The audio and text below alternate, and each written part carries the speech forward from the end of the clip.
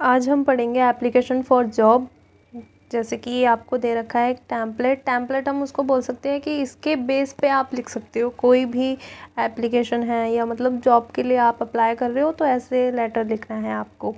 सबसे पहले आता है सेंडर्स एड्रेस, जो कि भेजता है, ठीक है, भेजने वाले का एड्रेस आ जाता है, जो कि आपको 3 लाइन में लिखना है, ठीक है। फिर आता है डेट, फिर डेजिग्नेशन ऑफ रिसीवर, ये नहीं लिखना आप। फिर आता है रिसीवर्स एड्रेस, जिसको आप भेज रहे हो, ठीक है, जो रिसीव कर रहा है उसका आता है। एंड देन फिर आता है subject application for the post of, जो भी पोस्ट है आपकी, जो भी आपको क्वेश्चन में मेंशन कर दिया जाएगा कि इस पोस्ट के लिए आपको लेटर लिखना है, एप्लीकेशन लिखनी है मीन्स, ठीक है, तो यहाँ पर आपको पोस्ट का नेम लिखना है। फिर आता है सैल्यूटेशन, सर या मैम लिख सकते हो। In response to advertisement in the newspapers name, सबसे पहले क्या आएगा कि जो भी आपने एडवर्टाइजमेंट दिया है इस न्यूज़पेपर का नेम आ जाएगा यहाँ पे, ठीक है। डेटेड, यहाँ पे डेट आएगी। For the post of, name of the post, मतलब कि जो भी आपने पोस्ट के लिए अप्लाई किया है उसका नेम आएगा।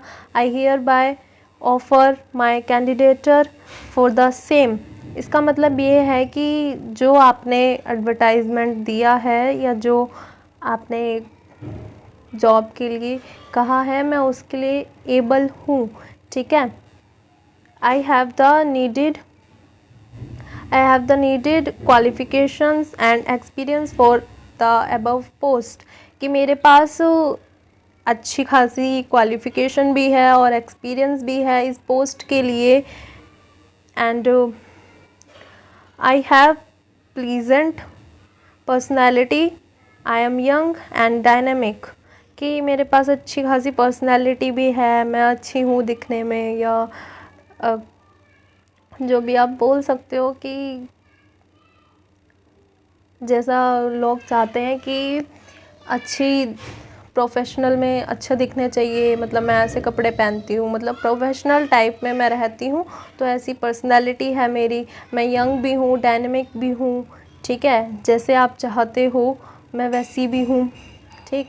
I have good communications skill in English and regional language, कि मेरे पास अच्छी कम्युनिकेशन स्किल है इंग्लिश में, ठीक है, बातचीत में अच्छी कर सकती हूँ इंग्लिश में, और मेरे पास रीजनल लैंग्वेज भी है, जैसे हम हिंदी बोलते हैं तो मैं हिंदी भी बोल सकती हूँ। I have working knowledge of computers, कि मेरे पास नॉलेज है कंप्यूटर की। I assure you of the best services if selected, मैं आपको वादा करती हूँ, या मैं आपको ये बोल सकती हूँ कि ये बोल सकते हो कि अगर आपने मुझे सिलेक्ट किया तो मैं आपको बेस्ट सर्विसेज दे सकती हूँ, ठीक है। I am enclosing my biodata, कि मैं आपको नीचे अपना बायोडाटा दे रही हूँ। फिर आता है thank you, your sincerely, name आ जाएगा यहाँ आपका, ठीक है। Enclosures biodata and photocopies of certificates, आपको यहाँ पे देना होगा ये। फिर आता है नेम, बायोडाटा,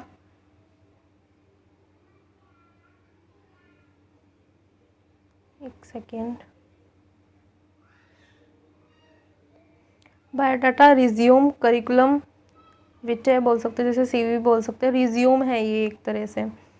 सबसे पहले आएगा name as you wrote in the letter, जो आपने लेटर में अपना नेम लिखा है वही नेम आपको यहाँ पे मेंशन करना है। फिर आता है फादर्स नेम, आपके पापा का नाम आएगा यहाँ पे, यहाँ एज, फिर एड्रेस जो कि आपने अपने लेटर में लिखा है ऊपर, फिर ईमेल आईडी, आपकी हॉबीज़ क्या क्या हैं, आप अपने अकॉर्डिंग या क्वेश्चन के अकॉर्डिंग, आप क्वेश्चन के अकॉर्डिंग तो खैर नहीं कह सकते, आप अपने अकॉर्डिंग लिख सकते हो कि आपकी हॉबीज़ क्या क्या हैं। सबकी हॉबीज़ अलग होती हैं, किसी को डांस करना पसंद है, किसी को लिसनिंग टू म्यूज़िक अच्छा लगता है, मतलब गाना सुनना अच्छा लगता है ना, किसी को गाना गाना अच्छा लगता है, ठीक है, किसी को फोटोग्राफी अच्छी लगती है, तो आप अपने अकॉर्डिंग ये लिख सकते हो। लैंग्वेजेस नॉन, मतलब कि आप कौन कौन सी लैंग्वेज जानते हो, आप इंग्लिश भी लिखो यहाँ पे, हिंदी इंग्लिश तो कॉमन है, ठीक है। फिर आप यहाँ पे पंजाबी भी लिख सकते हो कि आपको पंजाबी भी आती है। नेशनलिटी इंडियन, एजुकेशनल क्वालिफ़िकेशन, ये लिखना इम्पॉर्टेंट है। एजुकेशनल क्वालिफ़िकेशन क्या है कि 10th में आपने सीबीएसई से किया था बोर्ड, ठीक है, 80 मार्क्स आए थे। 12th में सीबीएसई से किया, 70% आए। फिर ग्रेजुएशन की दिल्ली यूनिवर्सिटी से फिर 65% आपकी आई थी। डिप्लोमा है दिल्ली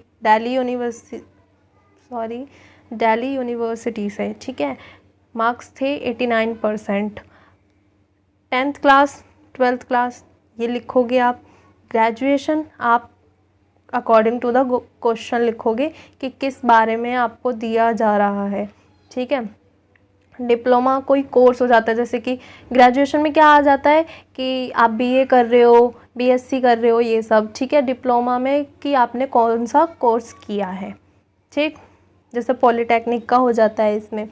फिर आता है experience, 2 years name of company की आपने एक्सपीरियंस, आपको एक्सपीरियंस है बट कौन सी कंपनी में है या कौन से स्कूल में किया है आपने, ये लिखा है लास्ट में। ऑर्गेनाइजेशन कि कौन से ऑर्गेनाइजेशन में आपने किया है, ठीक है। अगर आप टीचर के लिए अप्लाई कर रहे हो तो आपको यहाँ पे स्कूल का नेम मेंशन करना पड़ेगा, ठीक है। एक्सपेक्टेड सैलरी, नेगोशिएबल या फिर as per the norms. As per the norms का मतलब ये है कि आप अपने मुताबिक दे सकते हो, आप अपने अकॉर्डिंग दे सकते हो जो कि आपने पोस्ट के लिए रख रखी है सैलरी, ठीक है। नेगोशिएबल। फिर आता है रेफरेंसेस में क्या होगा, नेम आएगा, एड्रेस आएगा, फिर कॉन्टैक्ट नंबर आएगा कि आपको किसने बताया था इसके बारे में,